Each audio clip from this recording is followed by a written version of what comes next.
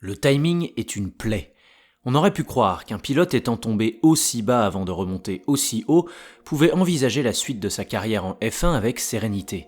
On aurait pu croire que 3 podiums, dont une victoire lourde de symboles à Monza en 2020, au volant d'une monoplace médiocre, pouvaient lui permettre de prétendre légitimement à un baquet dans une écurie de pointe. On aurait pu croire qu'après des exploits répétés depuis 3 ans, sa cote dans le paddock serait teintée d'une aura qui lui conférerait passe-droit et immunité. Mais ce début de saison 2022 prouve au contraire une chose. S'il veut poursuivre sa carrière dans un environnement compétitif à l'avenir, Pierre Gasly est une fois encore condamné à l'exploit cette année.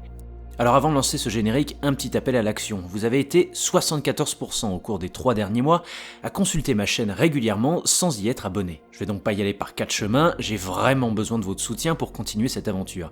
Donc si ce que je raconte ne vous semble pas ultra déconnant, eh bien un petit abonnement aura bien plus d'impact pour moi que ce que vous pouvez imaginer. Merci à tous.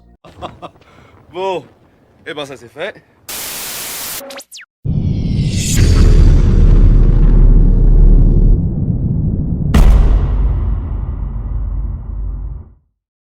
Le timing est fait de hasard et de rendez-vous. Il ouvre la porte aux uns en même temps qu'il la ferme aux autres.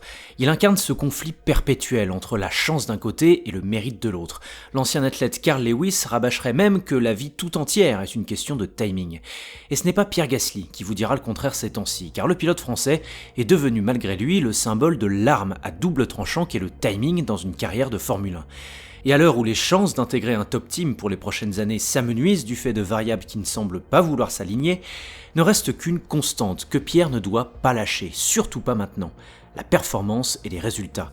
Sauf que ceux-là non plus ne sont pas garantis et le problème de la F1, c'est qu'elle a la mémoire très courte. Le décollage une fois de plus avorté de la carrière de Pierre Gasly réside dans un état de fait bien simple. Les 3 top teams que sont Mercedes, Red Bull et Ferrari détiennent chacun 2 pilotes sous scellé pour 2023. Le renouvellement du contrat de Sergio Pérez jusque fin 2024 chez Red Bull a même mis un coup d'arrêt au fantasme du français à qui l'on faisait miroiter un éventuel retour au sein de l'écurie mère, mais qui à mon sens aurait été une véritable catastrophe pour sa carrière. Gasly voit donc l'étau se resserrer, l'ascenseur Alpha Tauri / Toro Rosso ne fonctionne plus, car chez Red Bull, Verstappen est sous contrat jusqu'au 23e siècle, quand Checo Pérez a pu rejoindre l'équipe sans avoir fait partie de la filière. Partant de ce constat, aucun intérêt à rester dans une écurie fille, certes plus indépendante qu'auparavant, mais qui ne jouera jamais la gagne sérieusement. La seule option est l'émancipation, voire la rupture du contrat avec la maison Red Bull qui accourt jusque fin 2023. Mais à court terme, où trouver refuge quand les 6 baquets les plus convoités sont verrouillés ? Chez Alpine ? Si les relations semblent se refroidir peu à peu entre Fernando Alonso et l'équipe du fait d'un plan qui n'est pas celui pour lequel l'Espagnol avait signé fin 2020, rien ne dit qu'il partira à la fin de l'année, d'autant que le directeur sportif, Otmar Szafnauer, s'est donné comme priorité de le conserver. Mais quand bien même Fernando partirait, eh bien le prodige Oscar Piastri, sous contrat avec l'écurie française, sera sur les starting blocks. Et par ailleurs, voudrait-on seulement d'une rivalité franco-française acerbe entre Gasly et Ocon quand on connaît les relations tumultueuses entre les deux Normands ? Certainement pas. Pourrait-il rebondir chez Aston Martin ? Malgré des signes qui laissent à penser que Sebastian Vettel est en train de lâcher l'affaire tout doucement avec la Formule 1, eh bien affirmer catégoriquement que le quadruple champion du monde prendra sa retraite à la fin de l'année me paraît encore présomptueux, à l'heure où son boss Mike Krack emploie les gros moyens pour le faire rester en 2023. Et s'il venait à raccrocher son casque, un nom qui n'est pas celui de Pierre circule déjà pour le remplacer. Fernando Alonso, encore lui.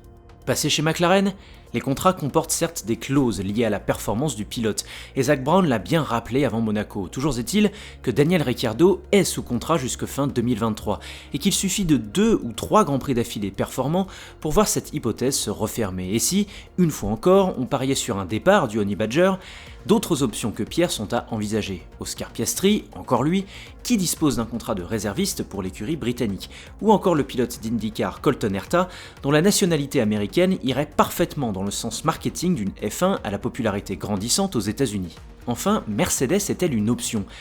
Eh bien, compter sur une fin de carrière pour Lewis Hamilton à la fin de l'année serait une erreur stratégique monstre, et attendre l'expiration officielle de son contrat fin 2023 en vue d'un baquet en 2024, c'est prendre le risque de conserver Pierre dans l'anonymat d'Alpha Tauri un an de plus.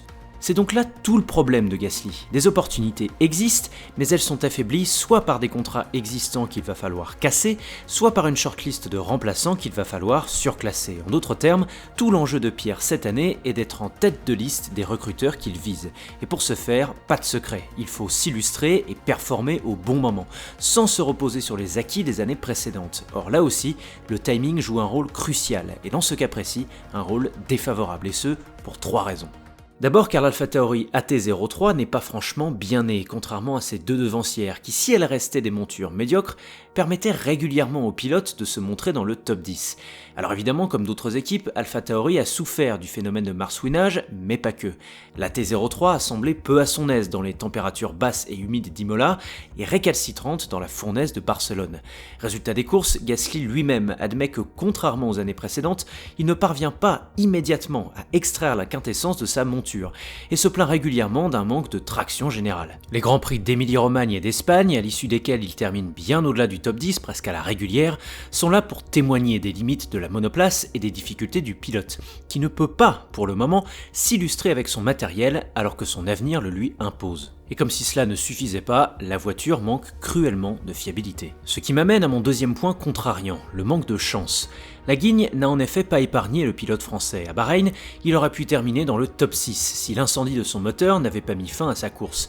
À Jeddah et à Melbourne, c'est la safety car qui a plombé la stratégie du français. À Miami, les points étaient possibles sans le kamikaze Alonso. Et à Monaco, c'est l'équipe qui prive son pilote d'un probable top 10 suite à une erreur stratégique qui l'empêche de signer un chrono à temps en Q1. Alors le manque de chance n'est pas du fait du pilote, me direz-vous. Mais dans un sport axé sur le résultat, eh bien le timing de ces infortunes n'aurait pas pu être plus mauvais pour un pilote en train de refaire son CV. Le dernier élément potentiellement handicapant pour l'avenir de Pierre Gasly est tout simplement que son coéquipier Yuki Tsunoda progresse. Gardons bien à l'esprit que la bonne image que cultive le Normand au sein du paddock est aussi magnifiée par l'absolue domination qu'il exerce sur ses voisins de garage depuis 3 ans, entre un Kvyat brisé par Red Bull et un Tsunoda laborieux rookie l'an passé. Sauf que cette année, le japonais commet moins d'erreurs, se rapproche en qualification et se paie même le luxe de compenser les rares absences de Gasly en course. À Barcelone, où il accroche un petit point, et surtout à Imola, où il réalise d'après moi une très grande course. Alors soyons clairs, en performance pure, Gasly reste nettement devant. Mais si le rapport de force continue de s'équilibrer ainsi, ce n'est pas forcément une très bonne nouvelle pour le français. Non pas par rapport à Yuki Tsunoda, dont les options de carrière à moyen terme se sont subitement fermées avec la prolongation de Pérez chez Red Bull, mais par rapport à sa cote dans le paddock et auprès de potentiels employeurs. Le mauvais timing prend donc notre Pierre en tenaille. D'un côté, il sape les opportunités sur le marché des transferts. De l'autre, il pousse le pilote à l'anonymat sportif par une voiture quelconque, une malchance chronique et un équipier qui se réveille. Face à un tel vent contraire, la victoire en Italie en 2020 ne suffit plus. Pierre Gasly est condamné à un exploit sportif cette année s'il veut être assuré d'un avenir pérenne en Formule 1. Alors cela passera-t-il par une nouvelle victoire, un nouveau podium, une pole, une archi-domination en interne ou une constance absolue en vue de marquer des points ? Ça, seul l'avenir nous le dira. Et vous, est-ce que vous êtes inquiet pour la carrière de Pierrot à long terme ? Je vous laisse me donner votre avis en commentaire de ce podcast. N'oubliez pas de liker ce contenu et de vous abonner à ma chaîne si la réflexion vous a plu. Pour ma part, je vous dis à la semaine prochaine pour de nouvelles aventures. Ciao !